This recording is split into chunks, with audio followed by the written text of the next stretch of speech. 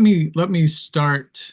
My name is Thomas Arnold. I'm an intellect host of 3 years, I guess. I'm based in Boston, and I work at Tufts University, working on computer science and ethics from within the computer science department. So today, I'm really pleased and excited to talk with Henry Oliver about his book, Second Act. Just as a note, this is an intellect salon. For those of you that this is your first salon, welcome. Very glad to have you here. And for those of you, I see some familiar faces. Welcome back, and good to see you. This will be live streamed and recorded. So I know at one point, having a quick photo helps, but it's absolutely your decision in terms of what you want to do with your camera. If it is your first time on Intellect, we welcome you to go on intellect.com and see more about what the II is and what kind of stuff we do. And I think with that, if you do have questions, I'm going to take a host's prerogative and ask a few questions of my own to get Henry's take, and then I'll be checking chat for questions that you have. And I think we've got a good enough size where I will open the floor eventually. But I think we're ready to get started. So Henry, thank you so much for joining us. For those that don't know, Henry's a writer, consultant, journalist. You've written in a number of different venues: New Statesman, Unheard. And we're here to really concentrate on your new book, Second Act, about late bloomers. And for those of you that don't know already, this book is a brisk read, but it has so much material. It is really worth sitting with it and absorbing, because there's so much biographical detail, but the story is at a very good pace.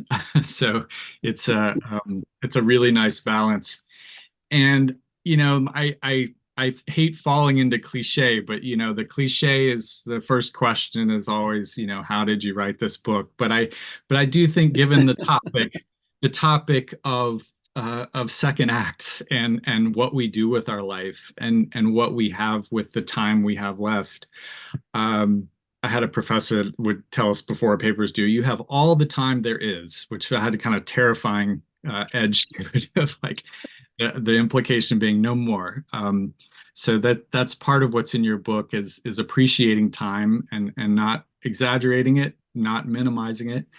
But because of that theme, and because I think I saw on your Substack, which I would encourage people to go to, The Common Reader, your Substack, The Common Reader, I think you mentioned quitting your job for this book. So I feel like this is a very appropriate opening question to tell us a little bit about what brings you into the project and your own life heading into it. Well, sure. First, thank you for hosting this, and thank you to everyone for coming. It's great to see you all. The book came about because I was working in talent attraction on the marketing side, thinking about how companies make themselves look favorable to candidates, right? So whenever you're thinking, I want a new job, I want to change in my career, these major corporations want you to think about them. They want you to be able to think about them in an attractive way. And I just increasingly realized that while everyone's desperate to find new talent pools, where are the people we can hire? Where are the people we can hire? No one's interested in late bloomers. And I kept saying to people, about late bloomers, and they would say, "Oh my God, he's talking about it again."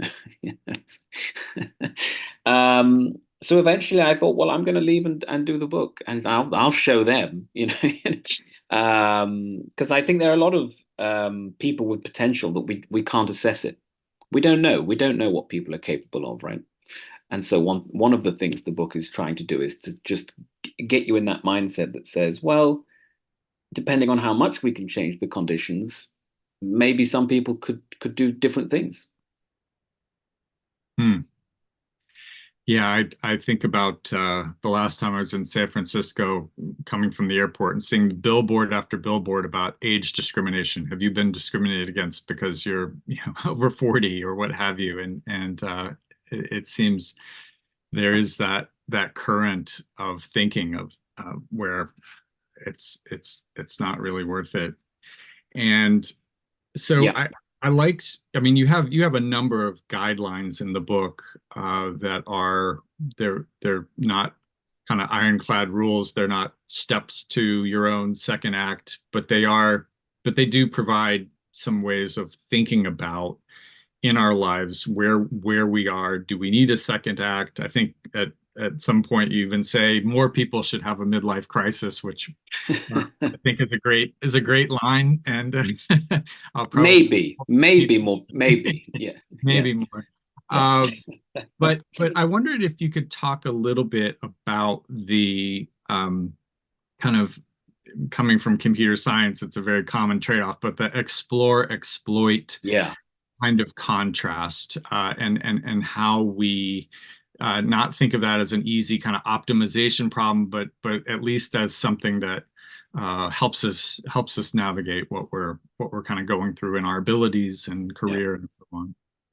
When I finished, I'd more or less finished the book. Um, and I read a wonderful paper from Northeastern about how people have a hot streak. So sometimes scientists, artists, sports people, right, all different fields, people go into this kind of decade of really high accomplishment.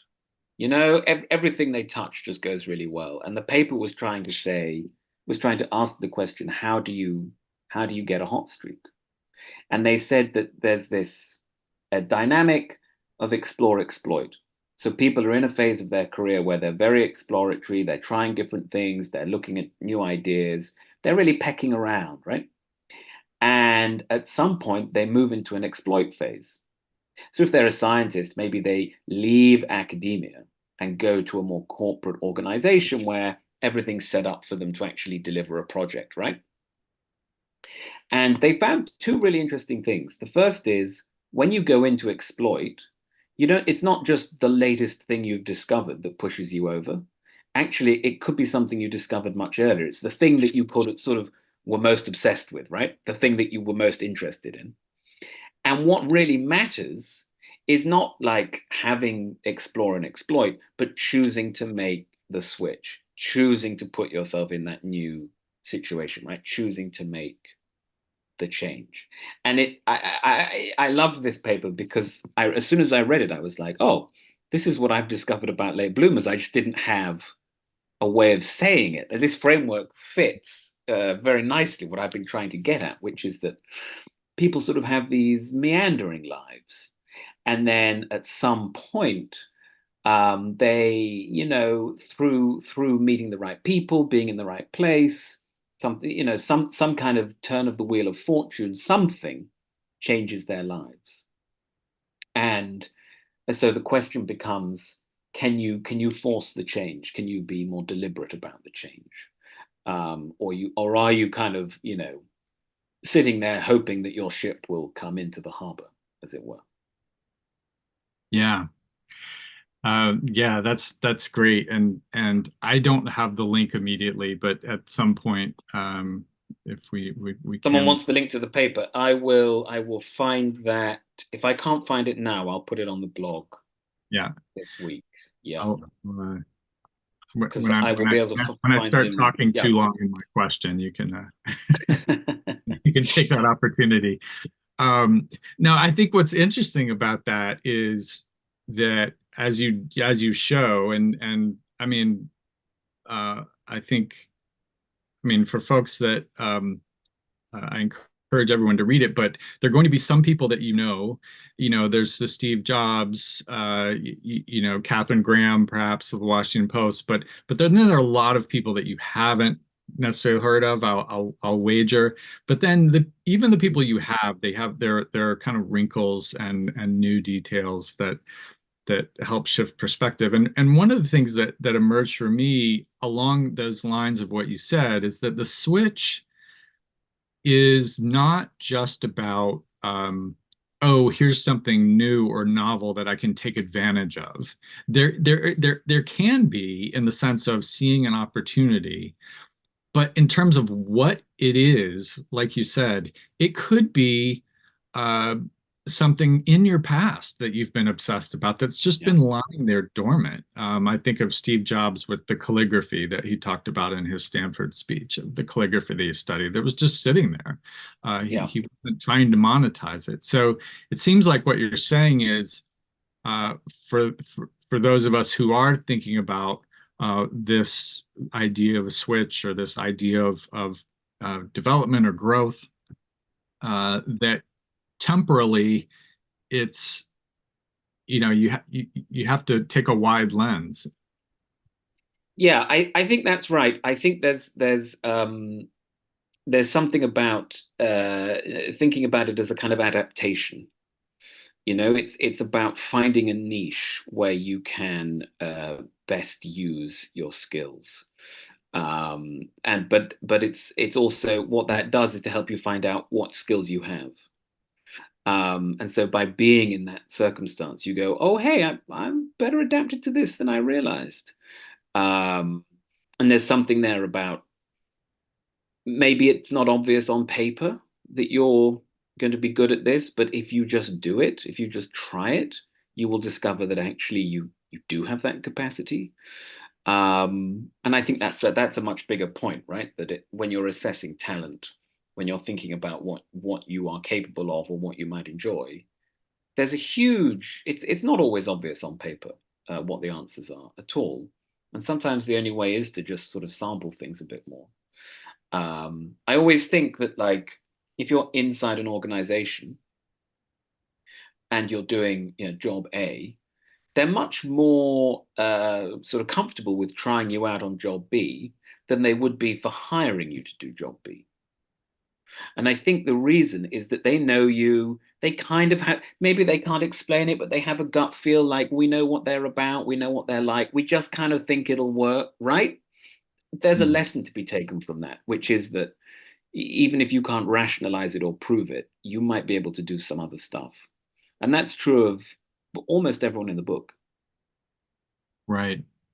Well, and I thought that was interesting, your definition close to the beginning of uh, a late bloomer trying to designate, because people can say, is there an age limit? Is there, particular Yeah, unfolding? And you stress the unexpected, right? yeah. It's the person that succeeds who's not expected, which I think was just very suggestive about, don't get too caught up in, I mean, age is reality, time is a reality, but that's in terms of looking for the pattern.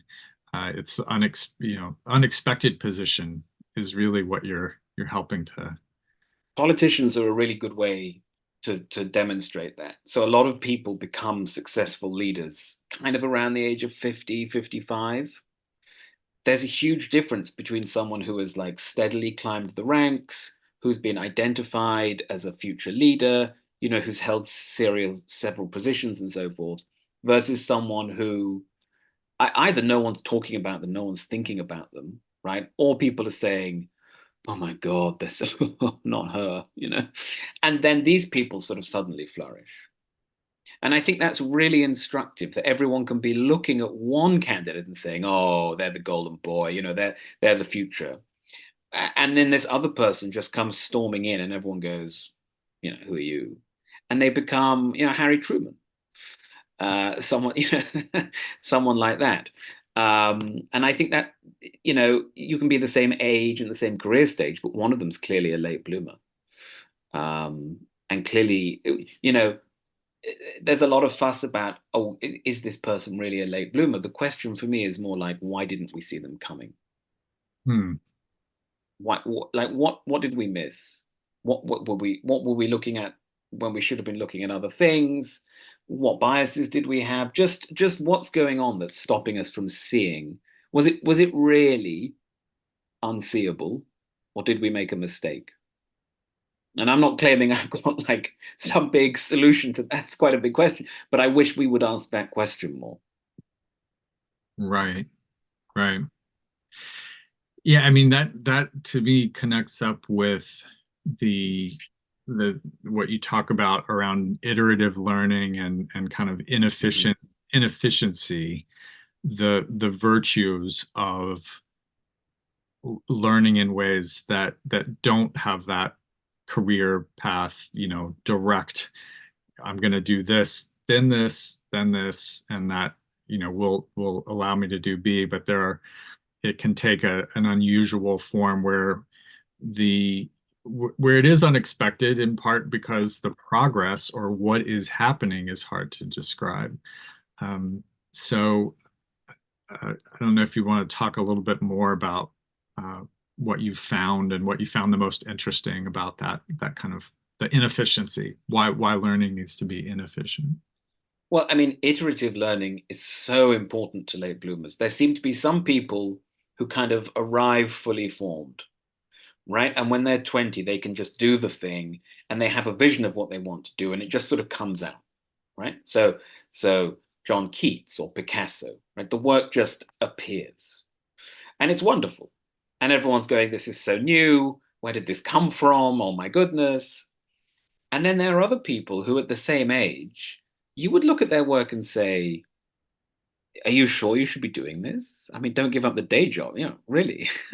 Good, but And what's happening is that these people are just learning. Everything they do is more like an experiment than a piece of work. And they're just learning this piece by piece by piece, right? Day by day.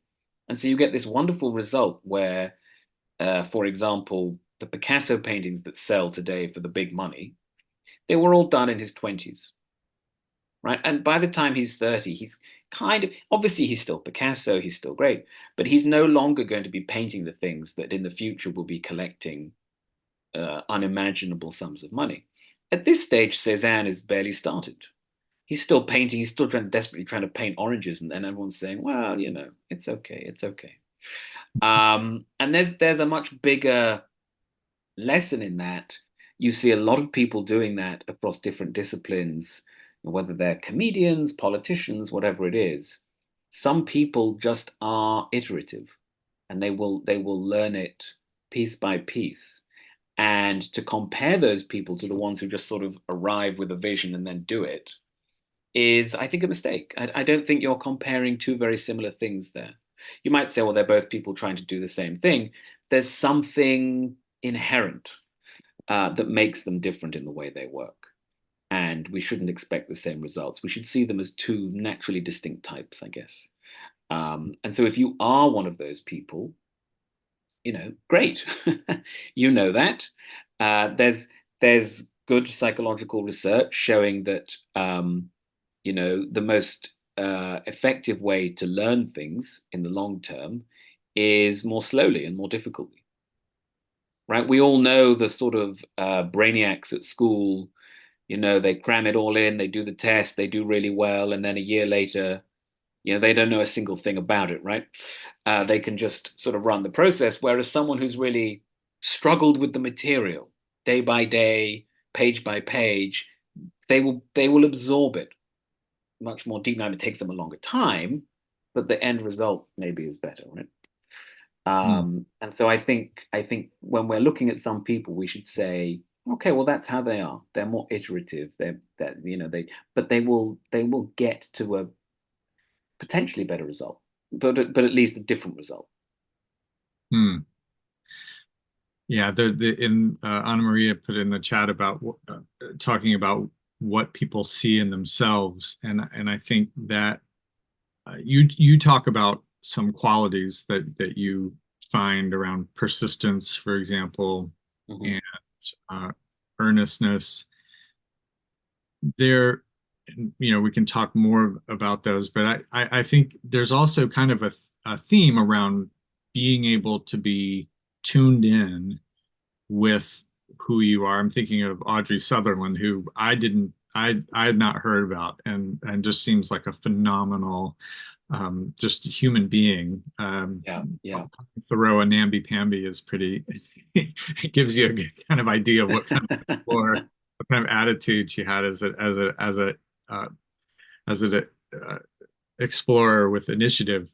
But you describe in her life around how she had kind of a sense of I've got to do this, Yeah. and that seems to be very key, the around the self-attunement, or the uh, not knowing exactly who you are or what you will be, but some type of feeling inside of, yeah, this is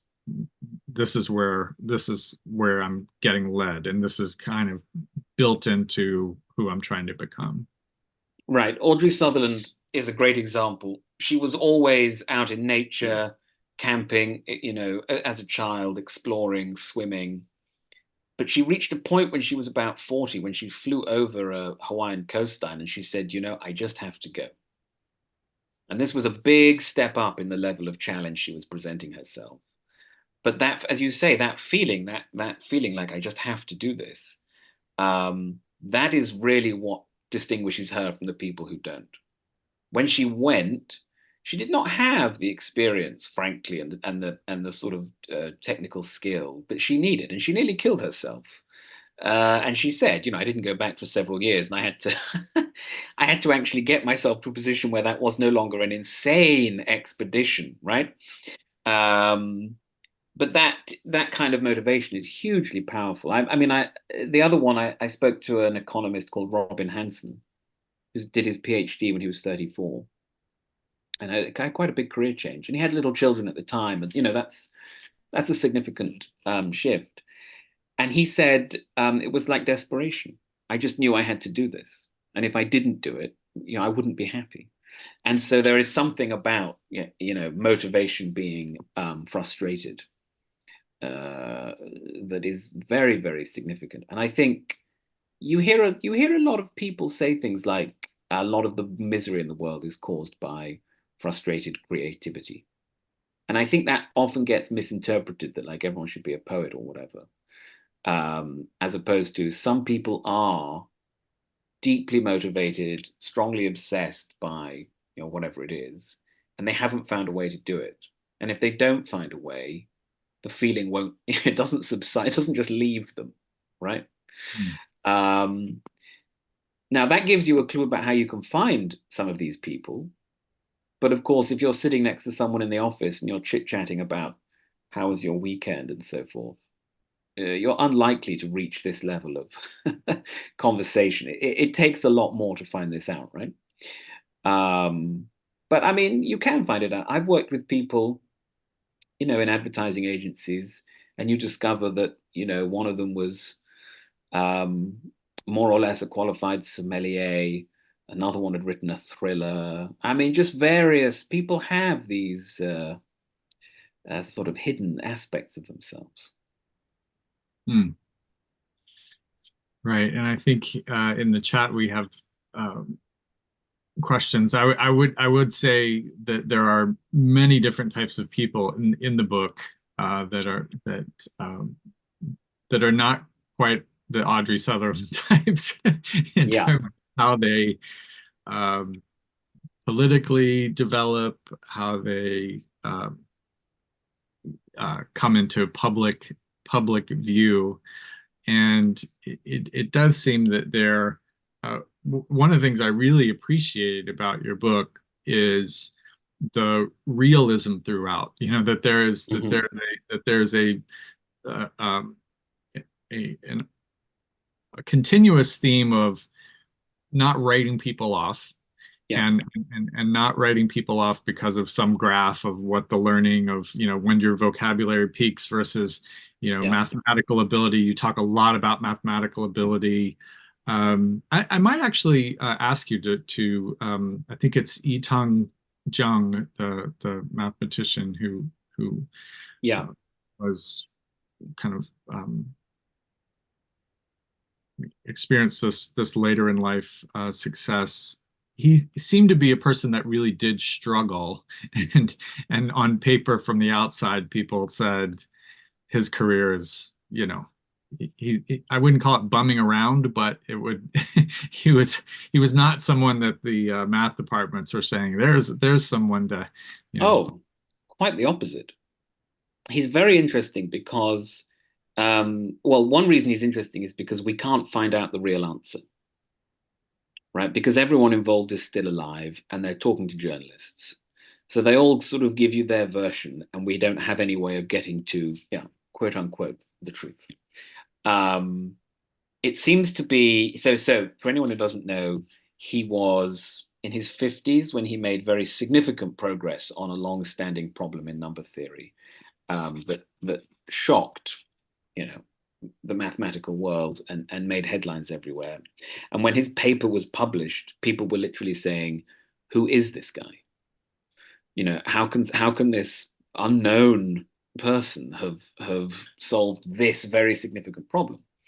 Um, the account from his doctoral supervisor seems to say that partly he changed his mind about what wanted to work on too much, and partly that he just wasn't very good at following the rules, and towing the line and being sort of subservient, I guess, or falling into line with standards of working with other people, and he was just sort of off on his own too much.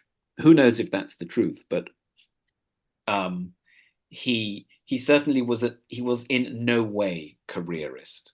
He seems to have given really no consideration to what are the things that I should do to secure a good job, and how should I be publishing papers and so forth to make sure I'm on track.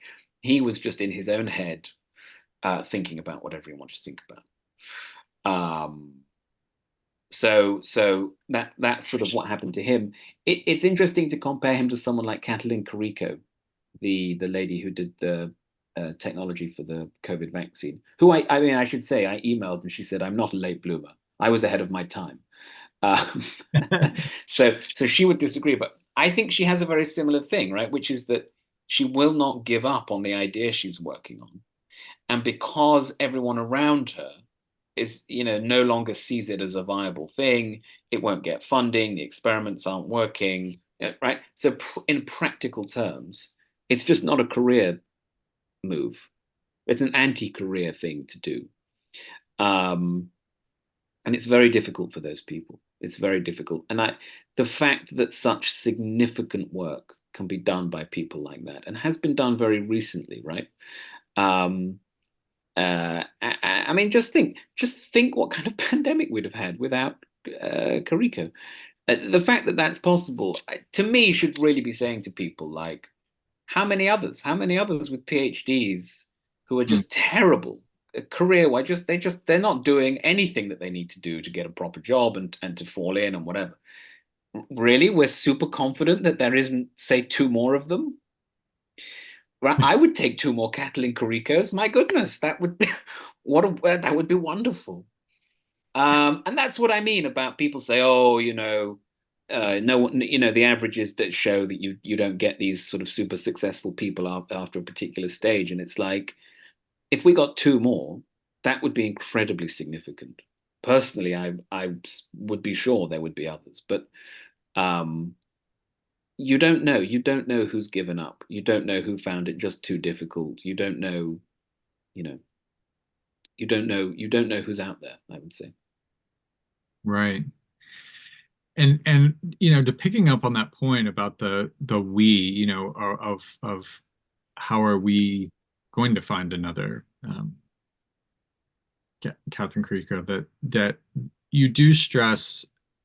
This is the my original point around the realism was you do stress environment, and you Yeah, do stress the importance of community. It is not um, what we've been talking about so far are certainly kind of individuals, and insofar as they're taking a path, there's initiative and passion and what have you, but that's not everything. That's not sufficient for a lot of these late bloomers, in terms when you really look at what was the infrastructure, what were yeah. the key people that are also around. It is not a matter of just being able to say, okay, I myself and I alone am going to be the have a second act or be a late bloomer. Right. I mean, the significant thing about Kariko is that she always needs someone to work with. And the way that funding changes in the university changes who she can work with. So the pattern of her career is she gets someone to work with. The collaboration is really good.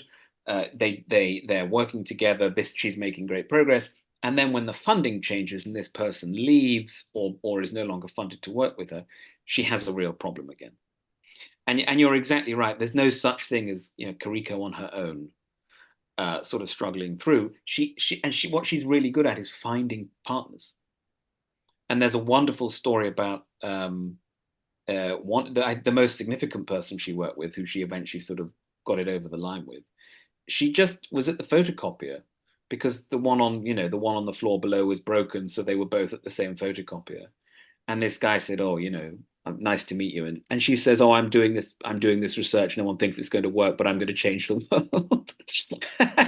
Well, if that's how you introduce yourself to people, you've got a much better chance of finding your collaborator, right? And he turned out to be the perfect person to work. She had no idea, of course. He turned out to be the perfect person. So there is a bigger lesson here. You have to be prepared to go out to tell people what you're doing. You have to have the thing ready, right? It's not cynical networking. It's just like be part of the world. Be ready to put yourself in these new environments. Think about Maya Angelou, right? Who wrote "I Know Why the Caged Bird Sings." She was friends with James Baldwin, the novelist. Her career has not been working. She's very miserable about it. And he came over one day and he said, come to this dinner party. She said, I don't want to go. I don't want to go because it's been years and she's tried and she's moved to New York and people aren't publishing her and right. And he says, look, just come to the top. Yeah, okay, okay. Now when she gets there, she does her thing. She tells them the story of her life. She's Maya Angelou. I mean, it's amazing, right? Two of the people there are big time editors, and they're listening to this saying, why isn't this a book? This should be a book. There you go. Now she's Maya Angelou. So you've got years of like sweat and toil and oh my God, all this artistic stuff. What if she actually hadn't gone to the dinner party? Right? You have to go. You have to be able to do your speech and have it ready. Now, there's two sides to this.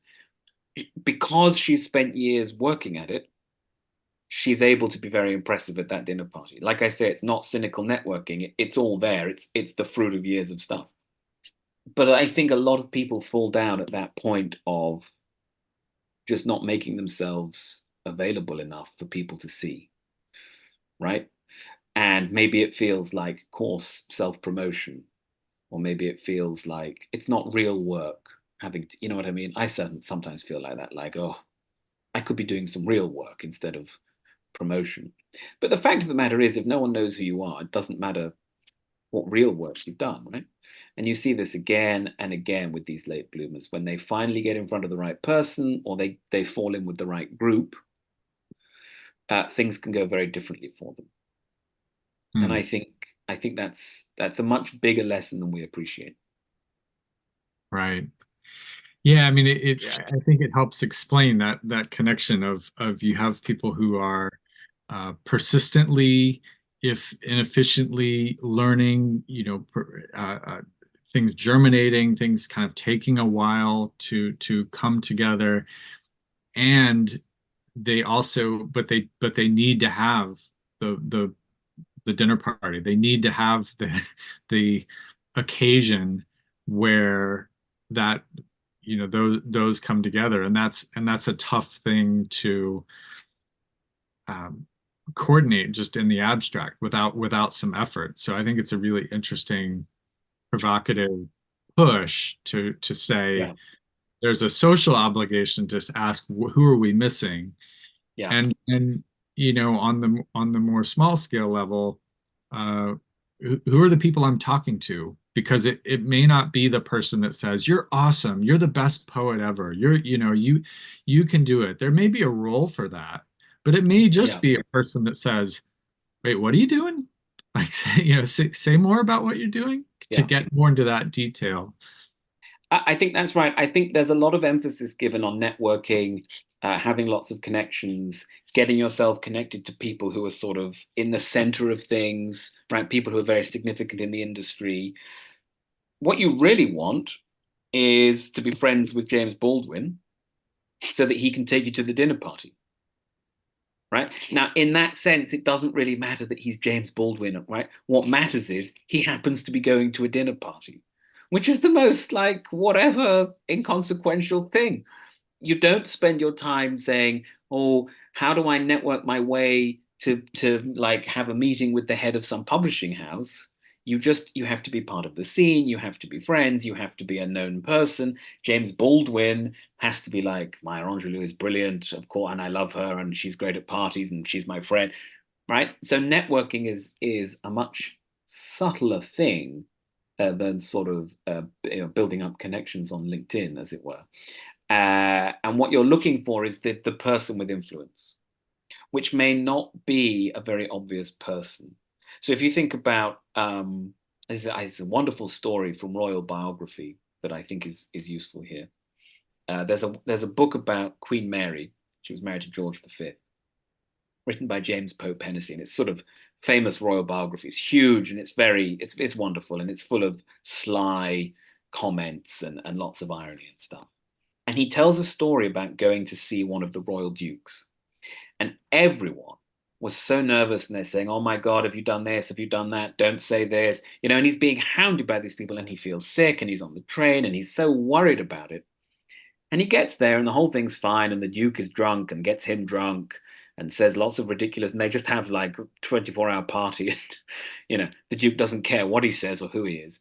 And he says, "I realized meeting these very sort of senior royal sort of figures, it's fine, they're fine. Of course they don't care. He's the Duke of Gloucester, of course he doesn't care.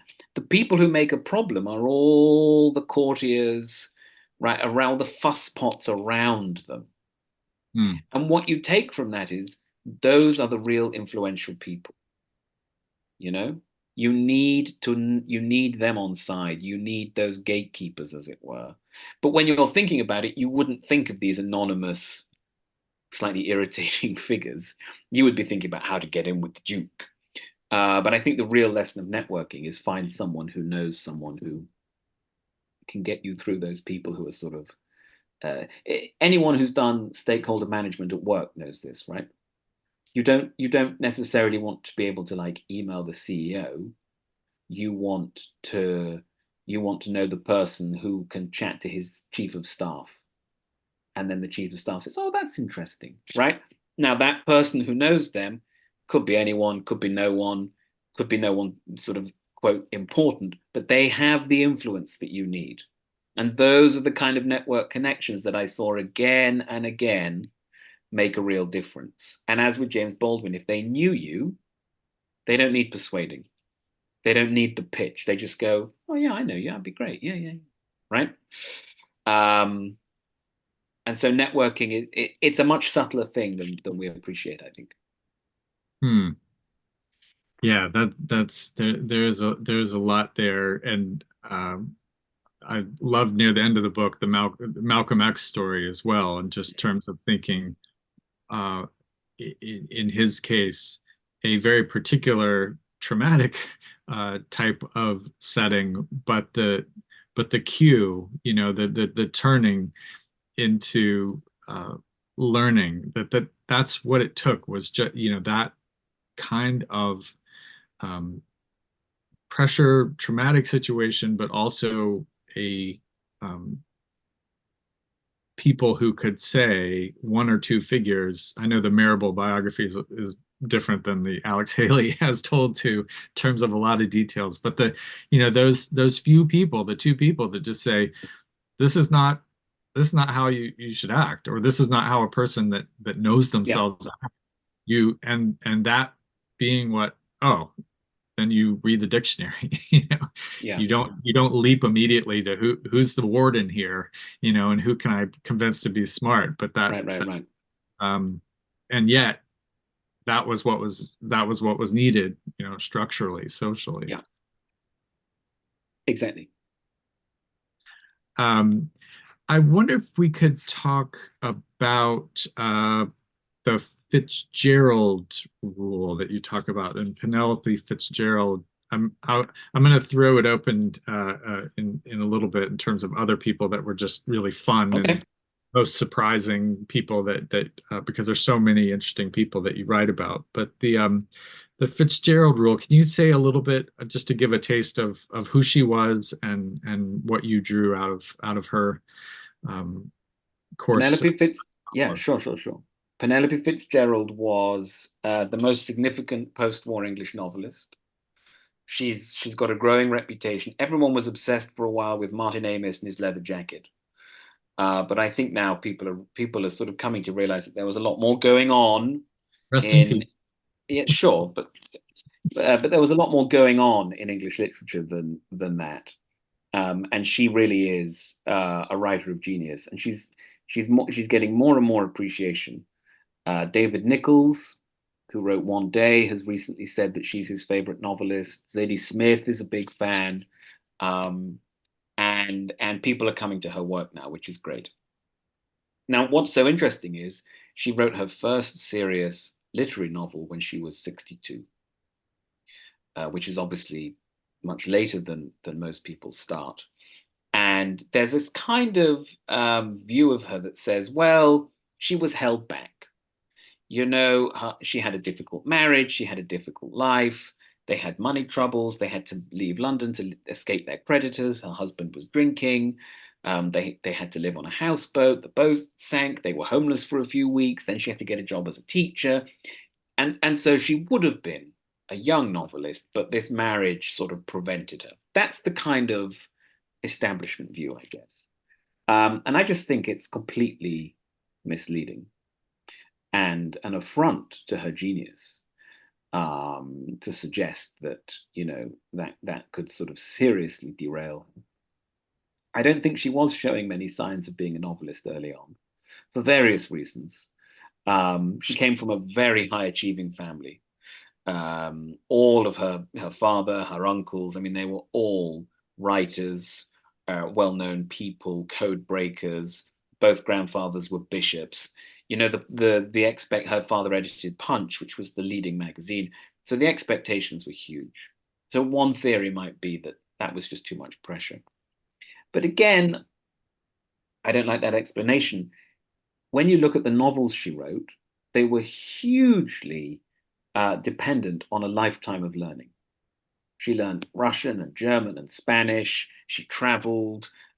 She was immersed in art, opera, all these kind of cultural histories of Europe. And when she was a teacher for many years, teaching sort of Oxbridge grammar stuff, she went through all of English literature again in huge detail, really closely studying how does it work? How does Jane Austen achieve this effect? How does she put her book together? Really getting into those questions. Now, when you read the novels she wrote, they can't be done unless you've had all that great learning and immersion and everything, right? These are not, a young person simply couldn't do it. They couldn't write these books. And I think she was so persistent at all of that. Her whole life, she was deeply immersed in this European culture, learning these languages, doing all of these things. I think a big part of the explanation is that's who she was. That's the kind of artist that she was. Um, she wasn't entirely frustrated or held back. She was a sort of scholarly novelist in a way, and she was also a great writer of nostalgia, which again is very difficult to do when you're when you're 25. Um, by the time she's 62, that world has literally died out, and so she starts looking back to recreate it. But with all this experience as a historian and a teacher, and so when I was first blogging about this idea, I said we can have this sort of little Fitzgerald rule that says you don't think about what persistently happens to people, right? The marriage, the drinking, the houseboat, all these. Look at what they are persistently doing, right? The traveling and the learning and the opera and everything, and that's a much better indicator of who she really is.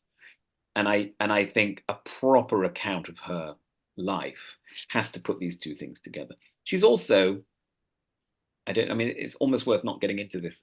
I don't necessarily want to say something um, controversial, but everything about her is often discussed in feminist terms. And she was really not a feminist as such. Not She was a sort of first wave feminist, but not really a second wave feminist. And what she was much more was a religious person. And I think it was very difficult to know how I'm watching to. this talk about a guy who wrote a book about late bloomers. We Sorry, can all hear you at the moment, Oh, actually. sorry.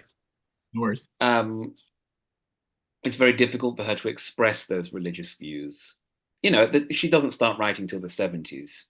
And so she has to find out how can she do that, right? At a time when that, I mean, the idea of writing a Christian novel does not sound, even today, it does not sound like a best-selling proposition.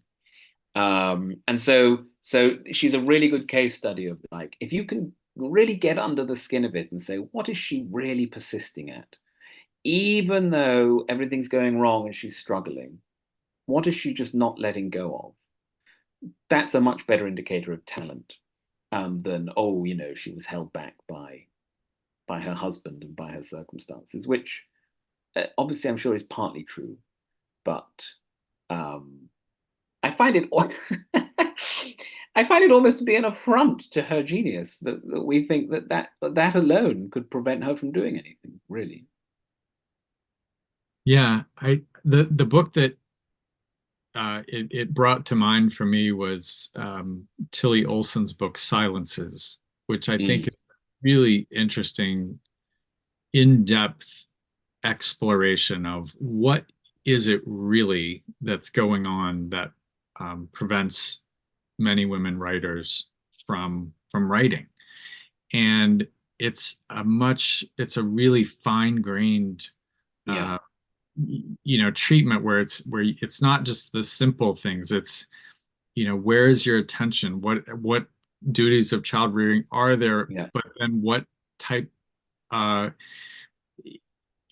what does it do to your thinking to be thinking of your life in terms where other writers are 25 and have, you know, mm, just sitting at their desk?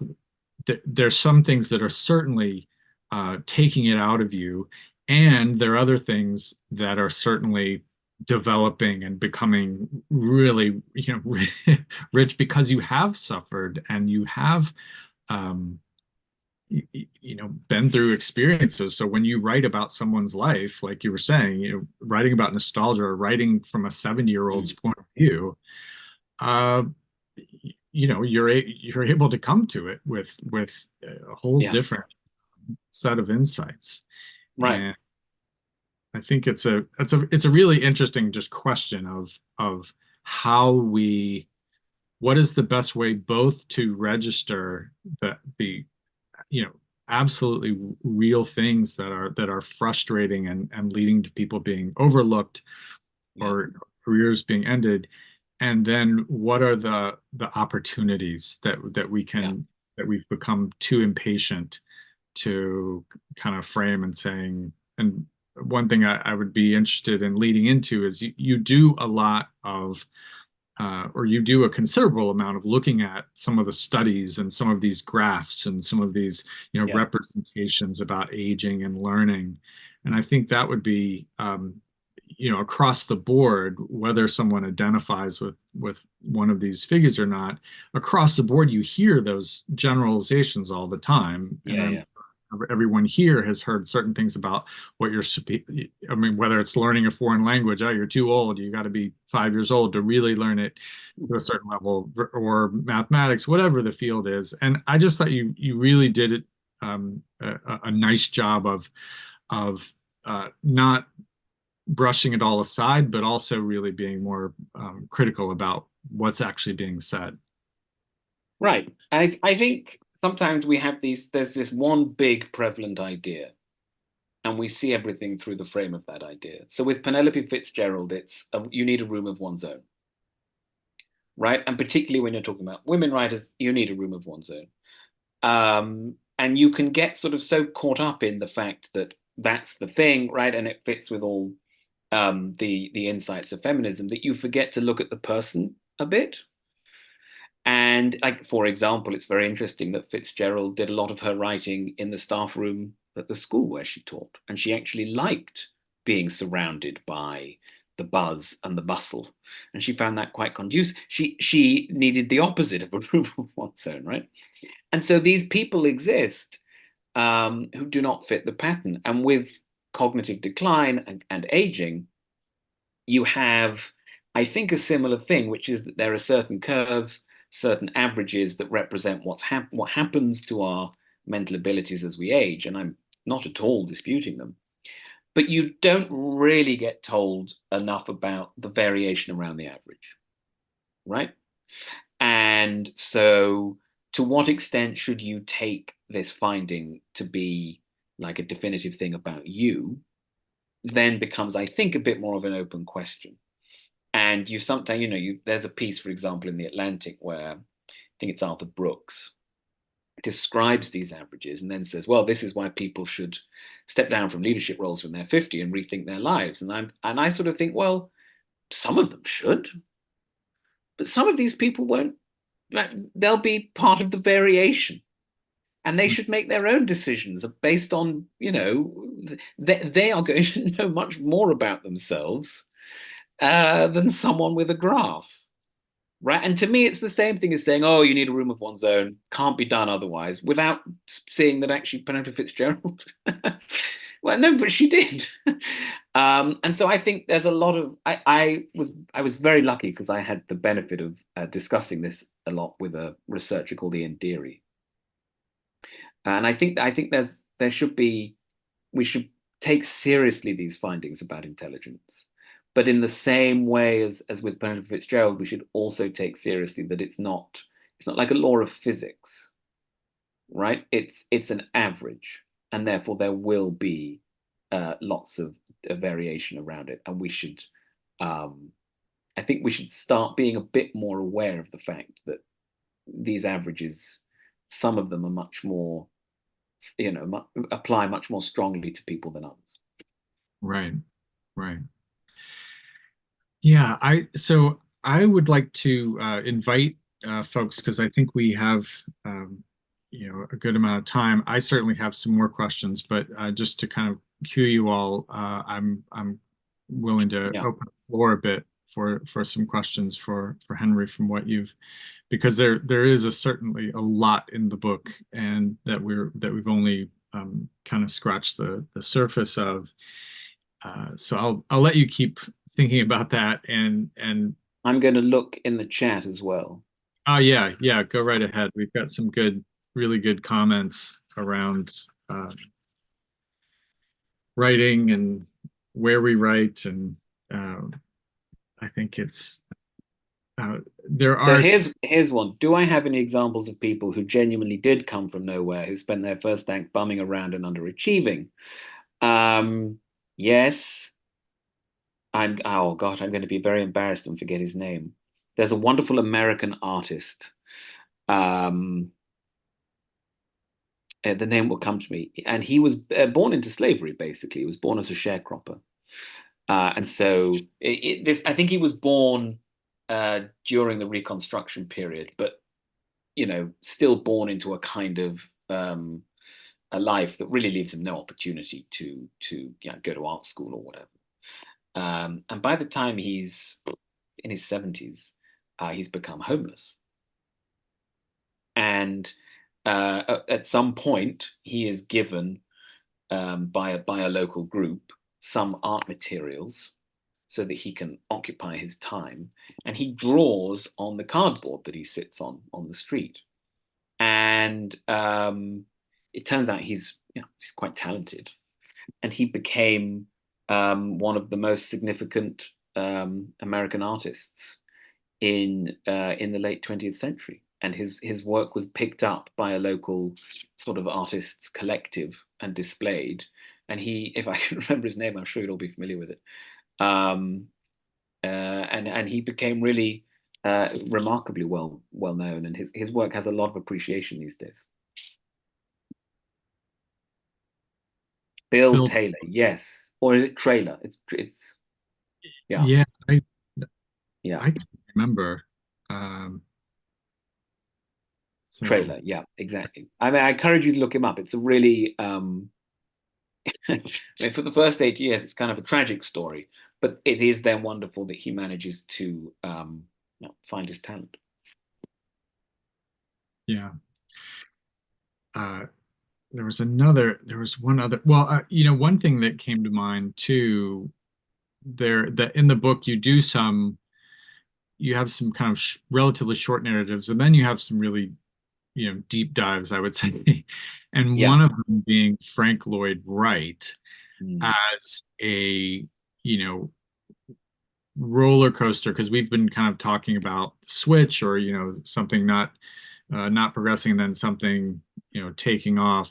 But his career, has these twists and turns, and had personal issues around marriages, and uh taking off and going to Japan, and the line between uh is he succeeding or not, is in retrospect a very, much more complicated to assess. Yeah. I think so. Frank Lloyd Wright is the archetype I give of a kind of double bloomer. So some people seem to peak young and do something, incredible. And then, as with happens with a lot of people in middle age, things fall apart. And as you say, with Frank Lloyd Wright, I mean, he really it just made a complete mess of everything. And then the Great Depression hit, and so he had this long period where, and then there'd been the war, long period of not having any work. By which time he's in his 60s, he's old-fashioned. The modernists and the sort of the new establishment don't, they think he's a kind of country hick. And then he comes back and has a second career. And it's this remarkable statistic that half of his life's work was done after the age of, I think, 65. And this includes many of his most famous buildings, like the Guggenheim Museum and Falling Water, which are, the buildings that, when you say Frank Lloyd Wright, the things people think of. And so he's this wonderful example of how, he comes out young. He does what are called prairie houses, these long, flat houses that pick up that sort of horizontal landscape of Wisconsin and Illinois. He's very well known. Um, and he reaches a stage when he's about 40, when he's sort of stuck in his own life, and he's not making any artistic progress. He's not very happy in his marriage. Everything just feels sort of bound up. And so he just leaves his practice, leaves his family, goes to Europe with another woman. It becomes a complete scandal, and his own son hits him, and comes back and sets himself up in the valley where he grew up, near the farms that the Wright family had owned, and built himself a house called Taliesin. And it was a very innovative house. And all the little innovations that he made in Taliesin become the basis of what he will do in that second act. And so he's a really good example of someone who just keeps looking at the same things from different angles, keeps reconfiguring it, keeps just reconsidering his own life again and again and again. And that is eventually how he has this kind of great comeback and becomes, the great American architect of the 20th century. We should note in passing, though, that it's not just that there were sort of personal problems. He was an absolute monster. And there are a few things in the book that are, very disappointing about Wright. But in career terms, a truly incredible story of being able to salvage a career when really it had completely flatlined. Hmm. Yeah. So in the chat, we have a question about comedians. Did you come across Yes, yes, yes, that yes. sounds Larry David, who has just done, I think, the final series of Curb Your Enthusiasm. offended? He didn't really get interested in comedy until he was in college. And then he spent his 20s and his early 30s kind of bumming around practicing comedy while he drove cars. for a living, and people tell stories. I don't know if you know Larry David, you'll find it funny. If you don't know him, you'll think, what the hell? But he would go out on stage sometimes and look at the audience, and if he didn't think they looked like a good audience, he'd go, I don't think so, and just walk off, right? So no one was looking at him thinking, oh, he's going to be the biggest guy ever. And so he really takes a long time to become good at comedy and to understand how the business works and everything. And then he gets the job on Seinfeld, working with Jerry Seinfeld, right?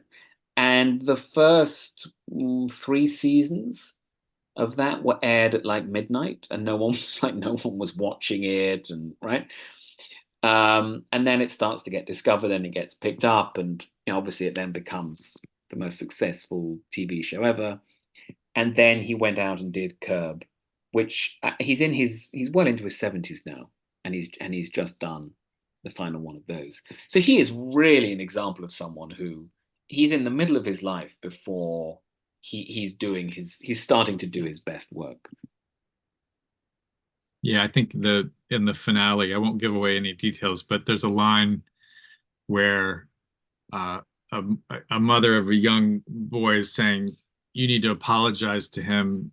He needs to learn his lesson." And he just turns to the boy and just says, "I'm 76 and I haven't learned a lesson in my Yeah. life." And I think there's something, the reason that he is who he is a little bit of that spirit of, yeah, I've driven cars, all the things you're supposed to do. I don't necessarily, you know, they Right. just don't necessarily, they're like that audience. I just kind of go, just not, that's just not for me. Yeah.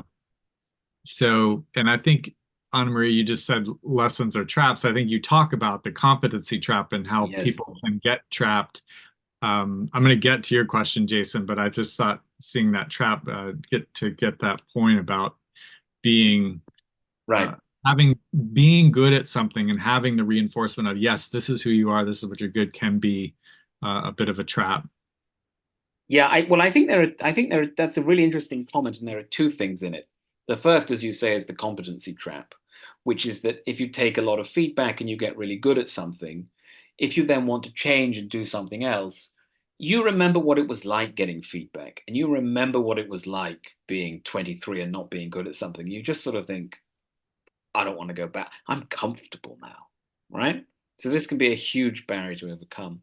But the second thing is like, and you see this so much with people, the group of people that they have got themselves into in their work, in their office environment, whatever, they take that as being normal and correct, and they think that the people around them are saying sensible things, and so all the lessons you learn from them become a trap, in the sense that you accept that as the limit of what you're doing, right?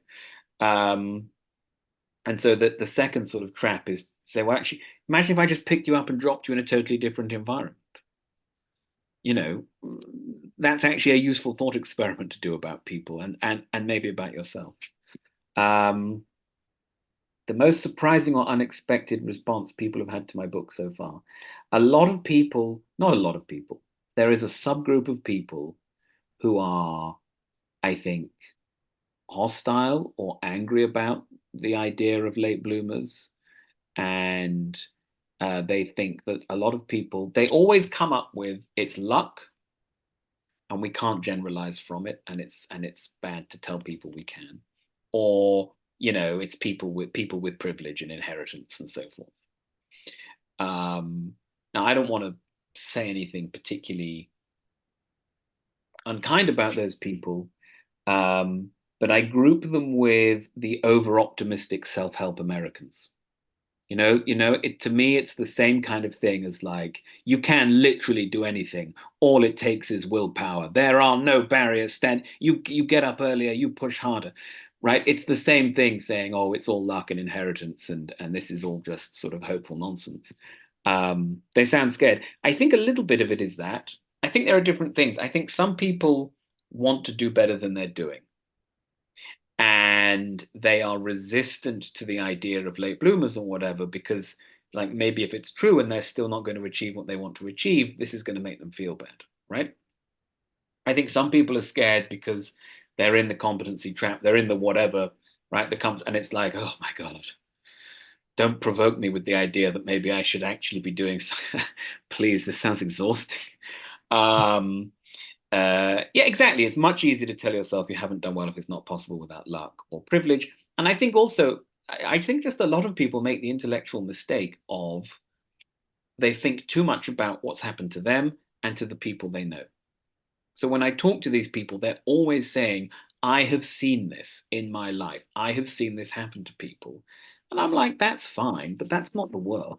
Like, you know, very often they work in these kind of enclosed environments like bureaucracies, academia, something like, I mean, even like me, if you're a writer, these are very sort of particular environments. I don't know that they generalize well to the rest of the world.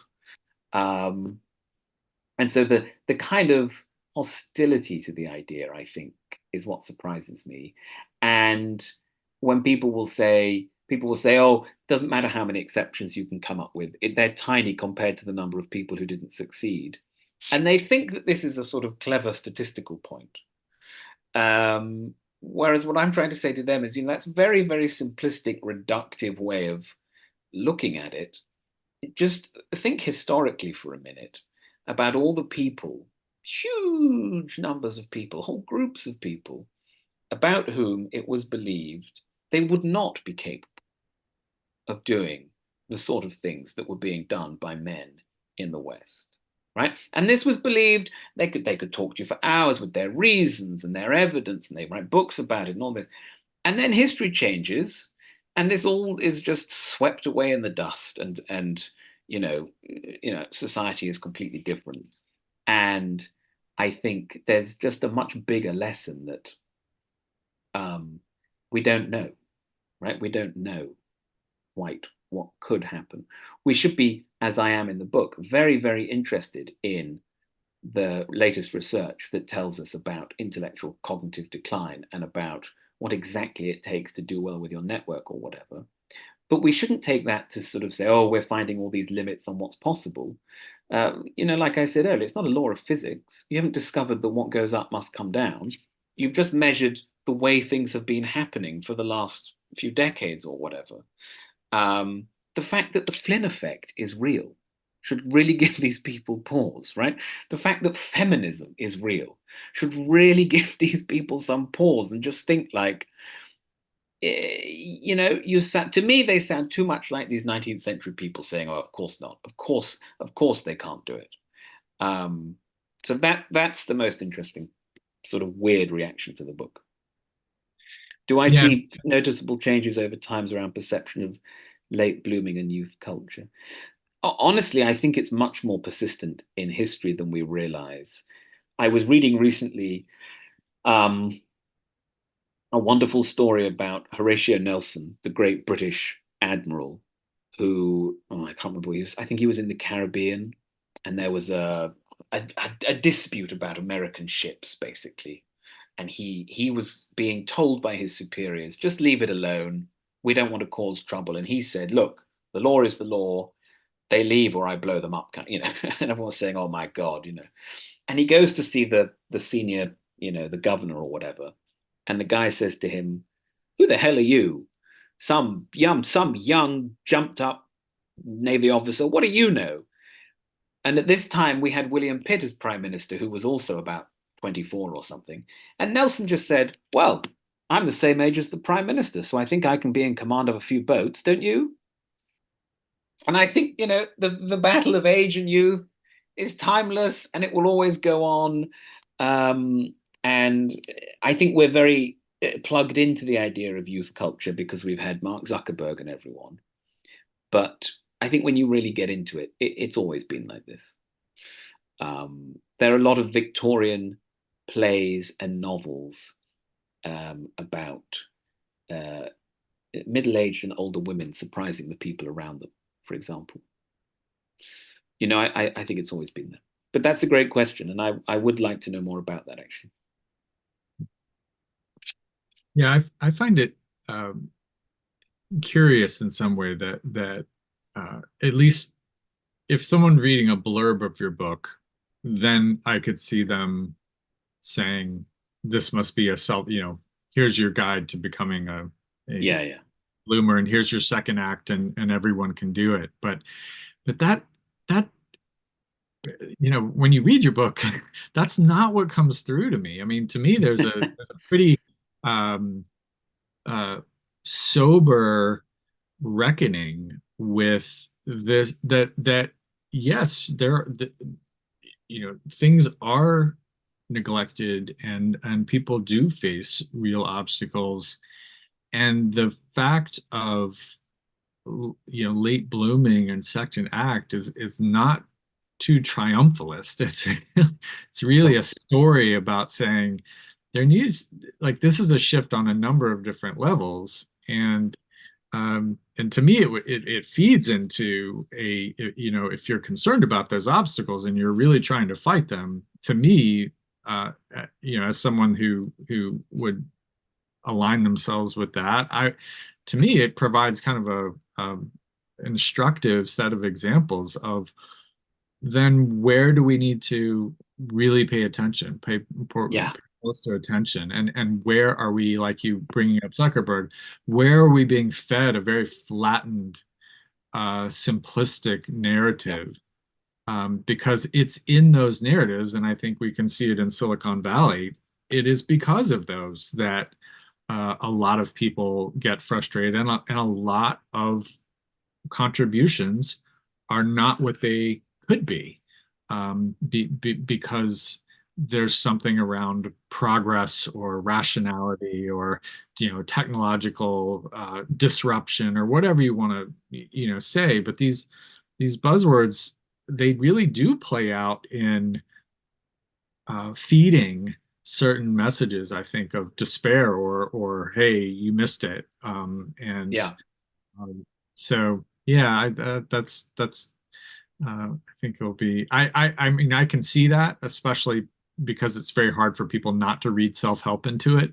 But I hope more reviewers will be able to say this is not this is not the uh, a, just a how-to guide. Right. I mean, to be clear, the hostile people have not read the book. I mean, they are inherently hostile to the whole concept of late blooming, I think. So you're exactly right in what you say. Um, but yeah, I mean, hopefully more of them will pick it up. And I mean, I think you're right. I think I spent a lot of time in the book saying it's quite hard work. You shouldn't underestimate.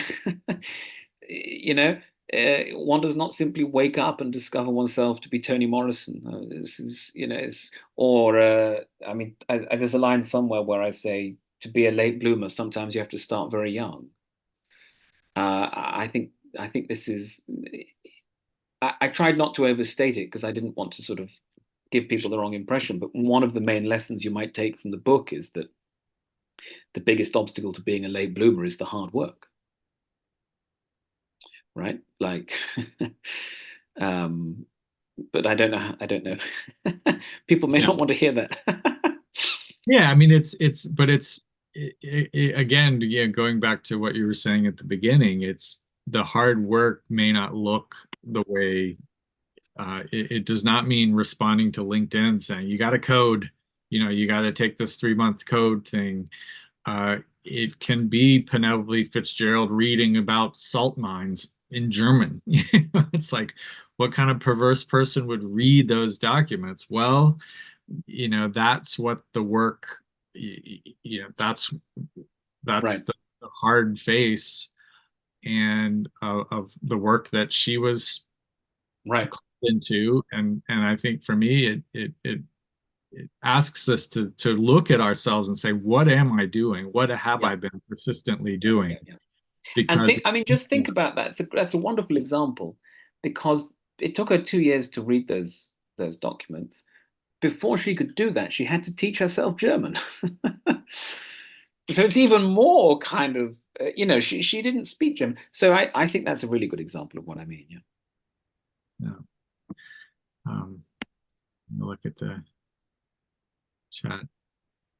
Yeah, I think this is the thing is the hard work and blooming go together, and the as you point out, the social aspect and thinking about uh, at some point you need to have the connection, be able to say what it is that you've been working on, and certain art forms like a novel, that may mean being alone for a long time or what have you. But I think in other fields, you do need to have, I mean, taking Larry David in comedy, Mm. he's in a network, of writers and other people who roll their eyes and go, I can't believe this guy, but they know who he is. He's showed up enough Yeah. where he's around. He's And around, but also because he has like very clearly signaled exactly who he is and what he's like, he's able to, this is what I mean about networks, right? He's able to make that connection with Seinfeld, and they're getting the real deal with each other, right? It's not some glossed up professional image of what you're supposed to be. He's not trying to sort of impress in particular. He's just like, I'm Larry David, take it or leave it. And then Seinfeld can go, yes, I can work with that, right? Now, if you're Larry David, you need to find out. You need to find that, right? Because otherwise, oh my God, can you imagine it would fall apart in 10 minutes? Uh, right. And so there's a really deep lesson in that about he turns up, he keeps going, he's networking, he's connecting, but he's signaling exactly what he is. And this helps him to find a connection with a guy who's not the most famous, the most big shot. Like if you're thinking, oh, who do I really need to network with? At this point, no one's saying, "Oh, Jerry Seinfeld knows everything." No, but right. they have this great collaboration. They are able to do the work together that will get them ahead, and I think that's what matters the most, right? That's the most effective networking. And imagine if you're the guy at the network, you want two people to come in who've got that. As soon as you meet them, I'm sure it was like these guys have got something here. There's some kind of weird creative partnership here. Right? That's what you're looking for. You're not looking for two people who sort of say the right things and are obviously networking. So that's a really good example of that. Yeah. Yeah.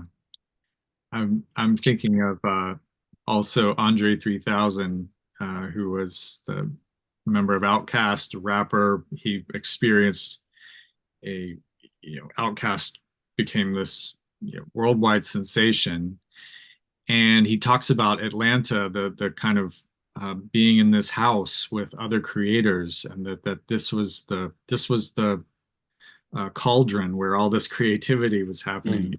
And then uh, he's been in this long stretch, and he does a podcast with Rick Rubin about being in this long stretch of not knowing what to do, and just feeling dry, feeling sterile.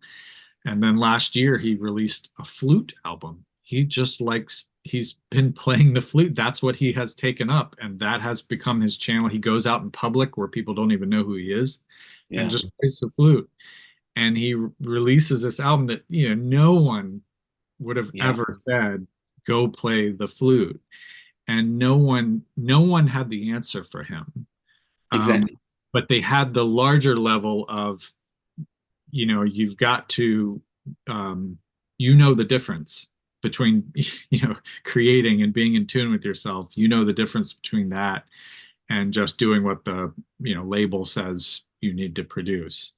Yeah. So I think your book can be really helpful in being able to recognize. I hadn't made that connection, so you were just talking of like, yeah, that's Andre 3000, a really interesting, Mm. uh, maybe double bloomer in a certain Right. extent, Right. Right. because people have been wondering, what are you doing? Where have you gone? Like, what are you, are you going to harm yourself? And in the podcast, he basically is very honest about being in this kind of creative dead spot.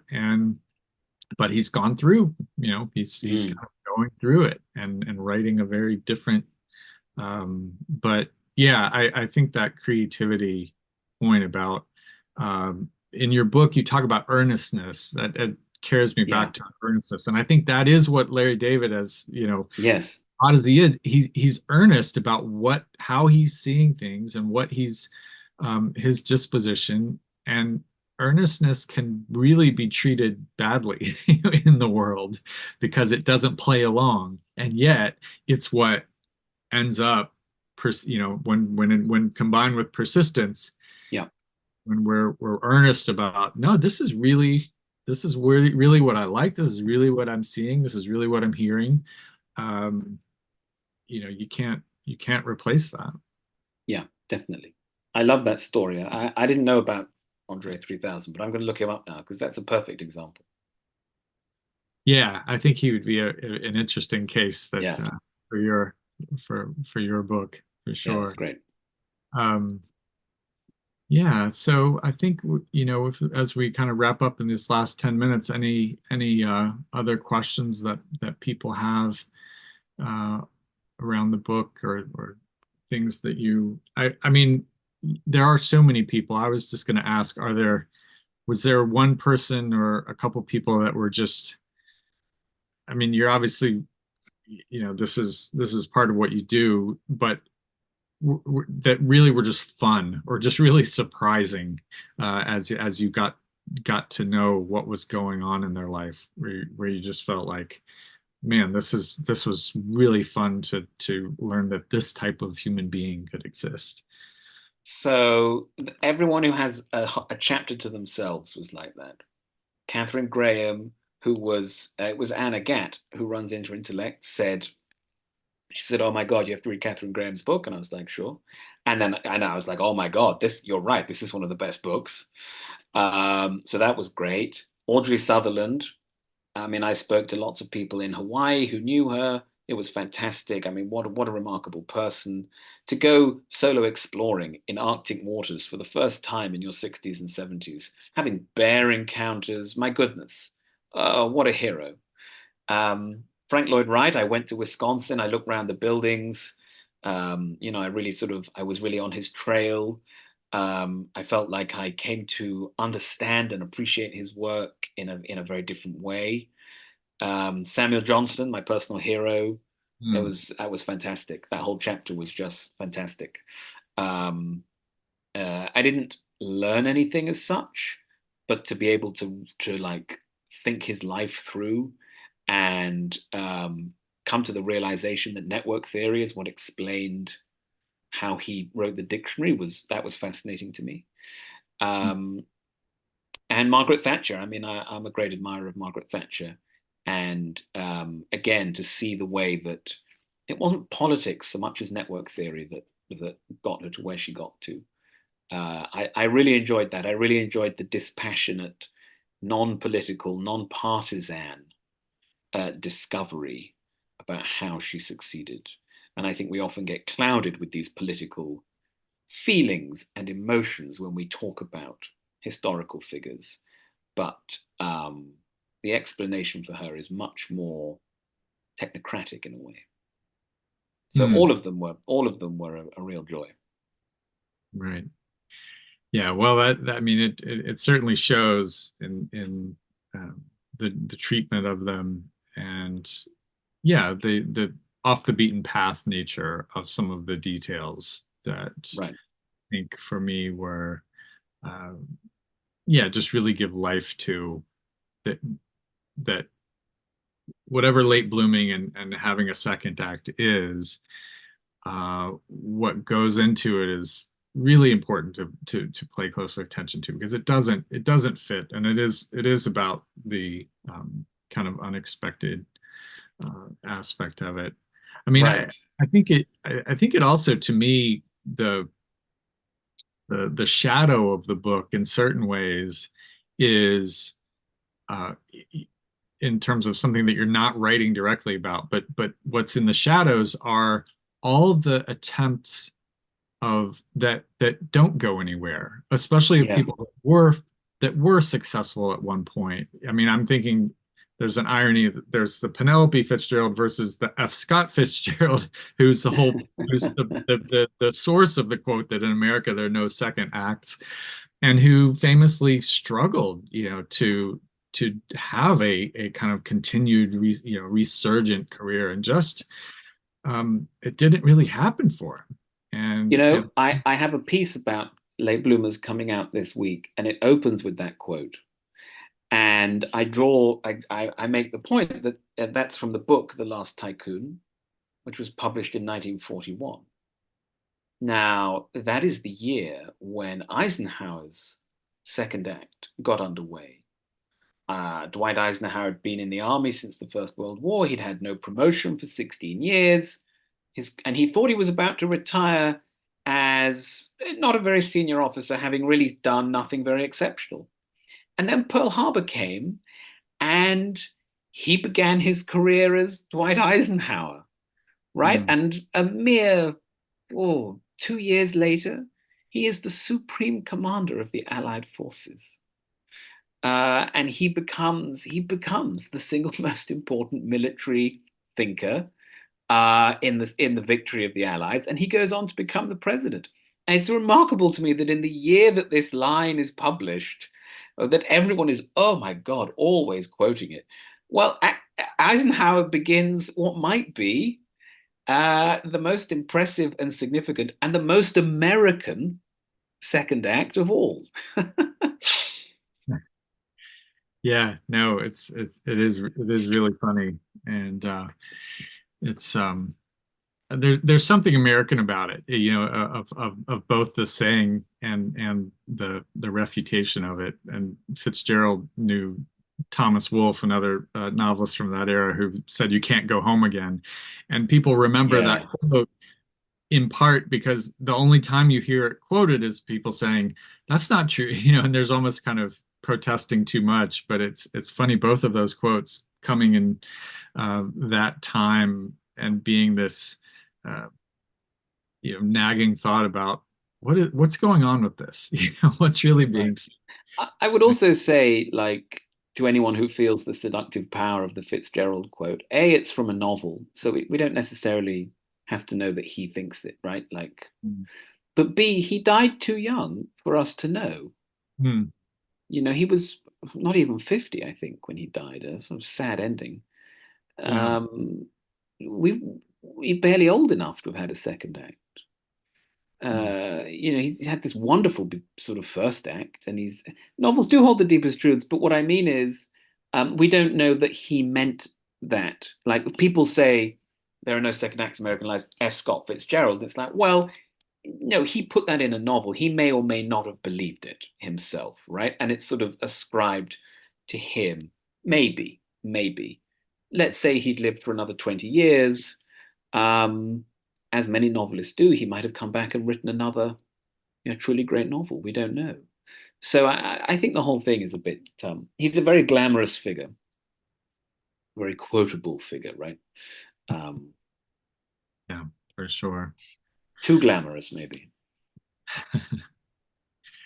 Yeah, well, we've had this has been such a great 90 minutes of learning about your book and getting you to um, bring some of it to life for all of us. And Faye, you will not regret it, Faye, reading the book. And we've got a order for a Bill Trailer book, so that's Yeah, good. no, I'm glad to hear that. If That's you're in the US, you can get it on Kindle now. I think audiobook you can get too. It's just the hardback that is coming to you in September. in September. Personally, I can't read Kindle or audiobooks, but if you can, they are available. Okay, excellent. Yeah. Well, I think it is appropriate that Anna was the one that recommended Catherine Graham to you, Yes. uh, because I think it's certainly these types of salons are for me have been really interesting. Really interesting connections have occurred through them, and readings and artists like Bill Traylor that I'm going to have to look up more of today. But yeah, thank you so much for being with us, and we may have to do an Elizabeth Jenkins salon down the road since you wrote on Yeah, Elizabeth Jenkins and her The Tortoise and the Hare. Is that right? that's right. That would be good. It's a wonderful novel. You should all read it. Really, she's underrated, but that is one of the great masterpieces of the post-war period. Yeah, So glad you brought that up. Thank you. absolutely. Yeah, I will keep it in mind. That's the good part about the salons. We can, we're always generating ideas. So, all Great. right. Well, thanks everyone. Appreciate you asking your questions, and yeah, enjoyed being with you all.